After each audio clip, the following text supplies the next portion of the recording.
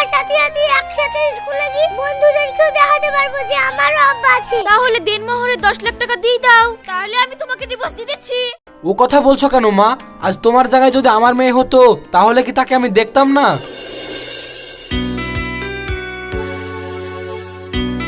এই লাও তাড়াতাড়ি এই কাগজে সই করে দাও। কিন্তু এটা কিসের কাগজ? চোখ থাকলে খুলে দেখি লাও কিসের কাগজ।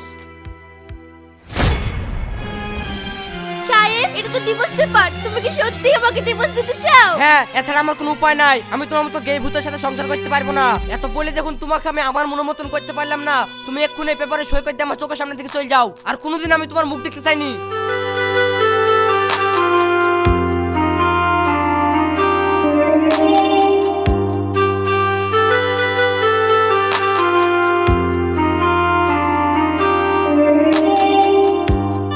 মা, এই দেখেন, আজ সত্যি সত্যি আপনার ছেলে আমাকে ডিভোর্স দেওয়ার লেগে এই ডিভোর্স পেপারে সই করে দিতে বলছে। আপনিও কি তাই চান?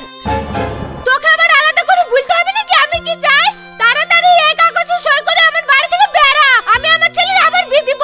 মা, আপনিও সেই একই কথা বলছেন। তো কি বলবে? তোর পেটে একটু বিদ্যা আছে বলে মানুষকে মানুষ মনে করবি নি। তুই নিজের মতো চলবি, তাহলে তোর বাপের বাড়ি যা, তুই নিজের মতো চল গা। এই বাড়িতে তোর ডাইল গলবে না। সহ্য হয়ে সই কর, সই করে বেরা, এক্ষুনি বাড়ি থাকি।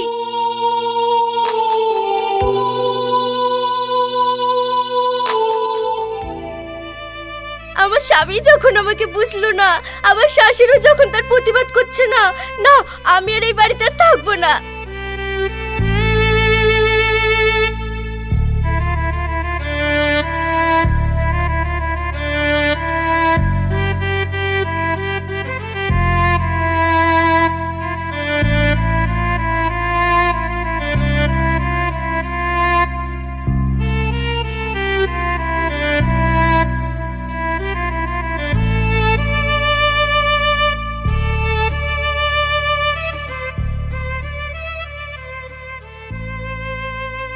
আরে মেঘনা, আই বস ভাই গো। ভাই, ও আর কোনোদিন আসবে না। ও আমাকে ডিভোর্স দিয়ে দিয়েছে ভাই। শোন মেঘনা, তুই মন খারাপ করিসনি। সুরজ তোকে ডিভোর্স দিয়ে দিয়েছে তো কি হয়েছে? তোর ভাই কি তোকে পর করে দিয়েছে নাকি? হ্যাঁ গো, তুমি আর কি বলছো? আমাদেরই ঠিকঠাক সংসার চলে না, তারপরে যদি সংসারে একটা লোক বাড়ে তাহলে তো আমরা নিজেরাই খেতে পাবো না। ও যদি এই বাড়িতে থাকে আমি কিন্তু ছেলে পেলে বাপের বাড়ি চলে যাবো। এই দেখো বলে দিনু। ভাবি, তোমাকে আর কোথাও যেতে হবে না। আমি চাইনি আমার জন্য তোমাদের সংসারে অশান্তি হোক। আমি এখনই আমার যেদিকে দু চোখ যাই সেদিকে চলে যাচ্ছি। ভাই, ভালো থেকো। মেঘনা থাম থাম, মেঘনা যাসনি, থাম থাম থাম। এই কোথায় যাচ্ছ তুমি? লক করে বসে খাও। আজকে আমার স্বামীও আমাকে বাড়ি থেকে বের করে দিল, আবার আমার নিজের ভাই সেও আমাকে বাড়ি থেকে বের করে দিল। আমার আর মরা ছাড়া কোনো উপায় নাই।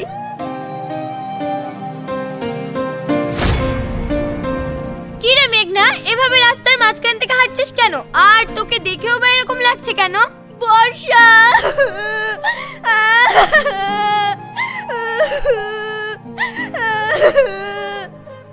আরে কি হয়েছে তোর? আমাকে সব বল। বর্ষা, তোকে আর কি বলবো? আসলে আমি একটু সাদাসিধে বলি আমার স্বামী আমাকে ডিভোর্স দেবার থেকে তাড়িয়ে দিয়েছে। আবার আমার ভাইরা তাদের সংসারের বুঝে মনে করে আমাকে বাড়ি থেকে বের করে দিয়েছে।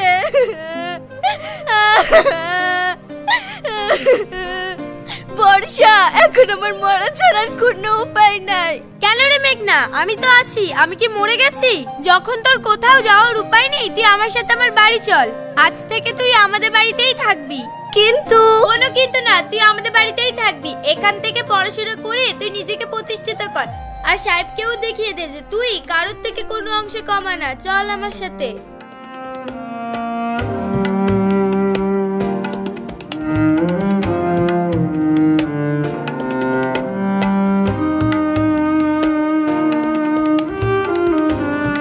মা তুমি চিন্তা করো না, তুমি আমার মেয়ের বান্ধবী, মানে আমারই মেয়ে। তোমার যতদিন ইচ্ছা তুমি এই বাড়িতে থাকো। কিন্তু চাচা, আমার নিজের ভাই সেই তো আমাকে বাড়ি থেকে তাড়িয়ে দিল।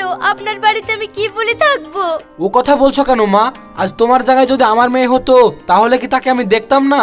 শুনো, তুমি অত ভাইবো না, তুমি তো শিক্ষিত মেয়ে। আমি কয়েকদিনের মধ্যেই তোমার একটা কাজের ব্যবস্থা করে দিব। ওগো, তুমি যা করার করো, এখন মেয়েটাকে শান্তি করে খেতে দাও তো। মা, তুমি খাও। জানিয়ে দাও।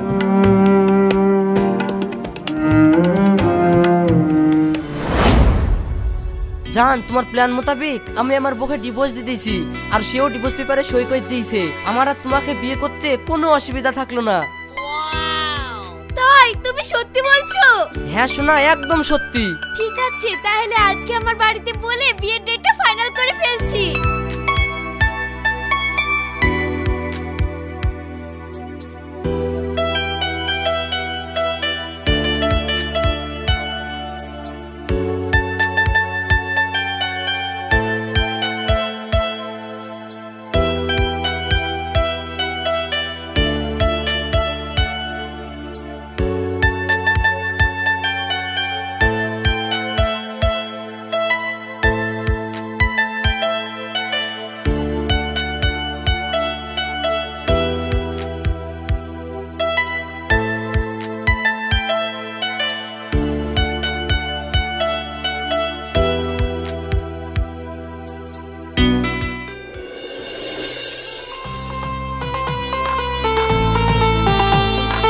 চাচা চাচি কোথায় আছেন? তাড়াতাড়ি আসেন।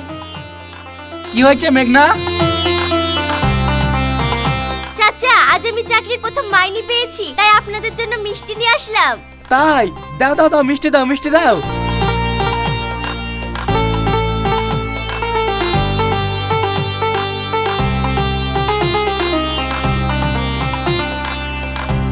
কি গো, তোমার চাচাকে মিষ্টি খাওয়াবো, আমাকে খাওয়াবে না? কেন খাওয়াবো না চাচি, আসেন।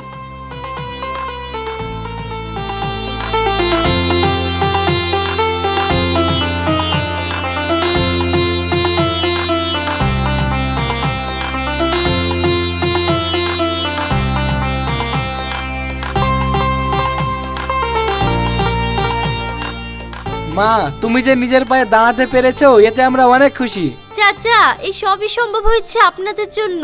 আপনারা যদি আমাকে নিজেদের কাছে জায়গা না দিতেন, তাহলে আমি হয়তো আর নিজেকেই খুঁজে পেতাম না। আমি আপনাদের এই ঋণ জীবনও শোধ করতে পারবো না। দূর পাগলি, বাপ মায়ের কাছে মেয়েরা কোনোদিন ঋণী হয়? যাও, তুমি ঘরে যাও।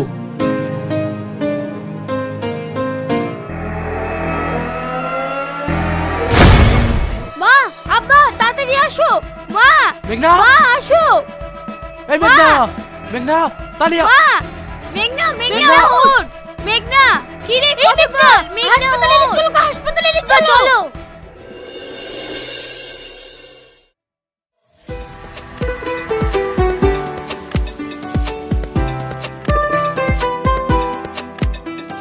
আরে না মা, আমি খাবো না মা।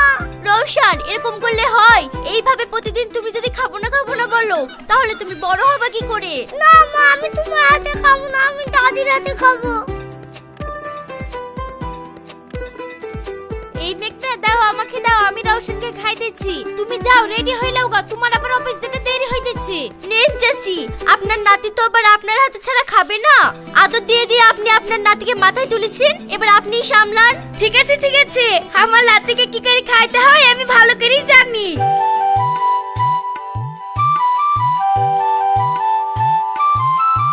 আসো মধু।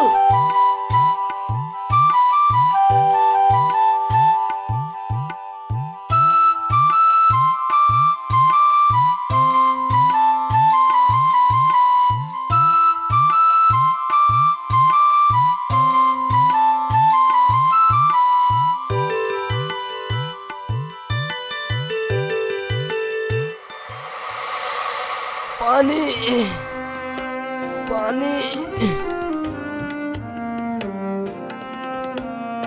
আচ্ছা পেশেন্ট, তো কি করবা? পানি, পানি খাবো। নাও।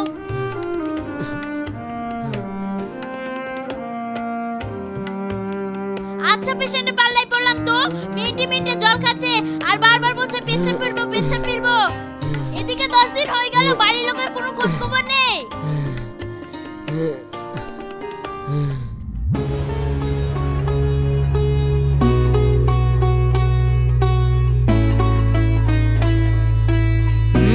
ভয়ের কোনো কারণ নেই, ছেলে ঠান্ডা লেগেছে। আমি ওষুধ লিখে দিচ্ছি, আপনি ওষুধগুলো খাওয়ান, তাহলেই ঠিক হয়ে যাবে। ওই 9 নম্বর পেশেন্টকে নিয়ে তো খুব বিপদে পড়ে গেলাম। কোন পেশেন্টটা? ডাক্তার বাবু, ওই সাহেব শেখ নামের পেশেন্টটা। কেন, ওর বাড়িতে খবর দেওয়া হয়নি? হ্যাঁ ডাক্তার বাবু, খবর দেওয়া হয়েছিল, কিন্তু ওদের বাড়িতে কেউ নেই। তাহলে এখন আমরা কি করব? কি আর করবে, ওর বাড়ি থেকে কেউ যদি না আসে তাহলে ওনাকে সরকারি হসপিটালে পাঠানোর ব্যবস্থা করতে হবে। ঠিক আছে, তুমি যাও। পেশেন্টের নাম কি বললো? সাহেব শেখ, একবার দেখি তো।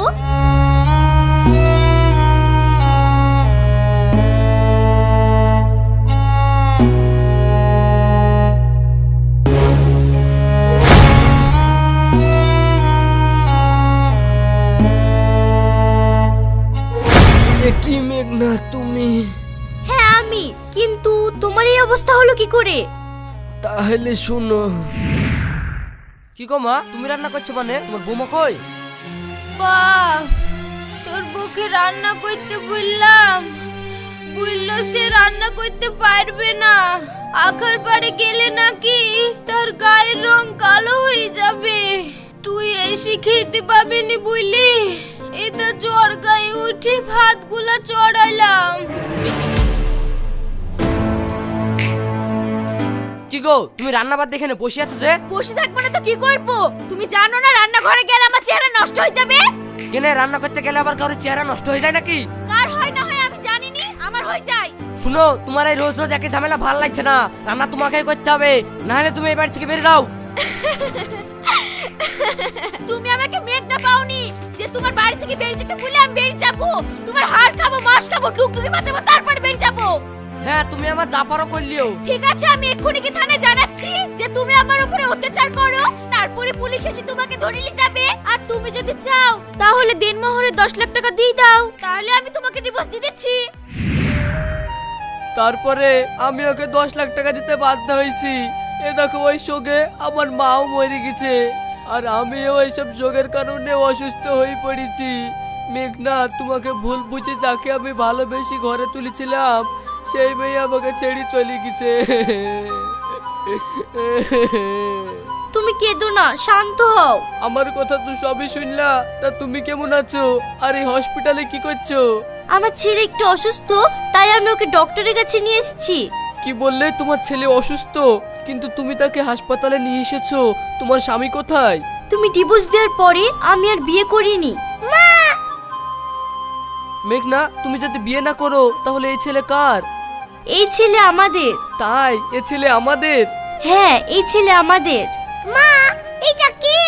রওশন, তুমি জিজ্ঞেস করতে না আব্বু কোথায়, আব্বু কোথায়? এই দেখো, এটাই তোমার আব্বু। মা, এটা যদি আমার আব্বা হয় তাহলে আমাদের বাড়িতে যাই না কেন? ও আব্বা, তুমি আমাদের বাড়িতে যাও না কেন? তোমার মা বারণ করেছে নাকি?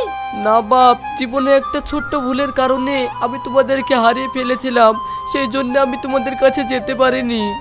তুমি বলছো আব্বা তুমি আমাদেরকে হারিয়ে ফেলবা কেন? এই তো আমরা তোমার সামনে। চলো আব্বা, আজকে তুমি আমাদের বাড়ি যাবা। মা খাসির মাংস রেঁধে দিয়ে এসেছি, চলো দুই বাপ বেটা মিলে খাবো।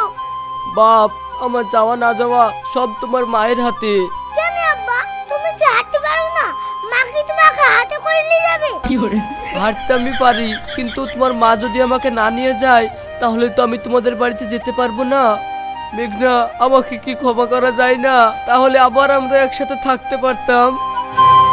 মা, আব্বা কি এমন ভুল করেছে যে তোমার কাছ থেকে ক্ষমা চাইছে? তুমি আব্বাকে ক্ষমা করে দাও, তাহলে আমিও আব্বার সাথে সাথে একসাথে স্কুলে গিয়ে বন্ধুদেরকেও দেখাতে পারবো যে আমারও আব্বা আছে। ঠিক আছে রওশন, আমি তোমার আব্বুকে ক্ষমা করে দিলাম।